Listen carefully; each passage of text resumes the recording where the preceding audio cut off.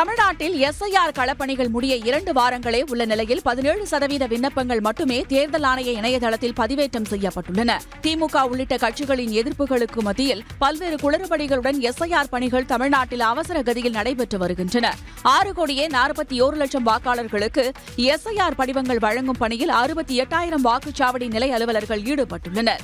இதுவரை 95.16% அளவிற்கு 6,10,08,906 விண்ணப்பங்களை வாக்குச்சாவடி நிலை அலுவலர்கள் விநியோகம் செய்துவிட்டதாக தெரிவிக்கப்பட்டுள்ளது.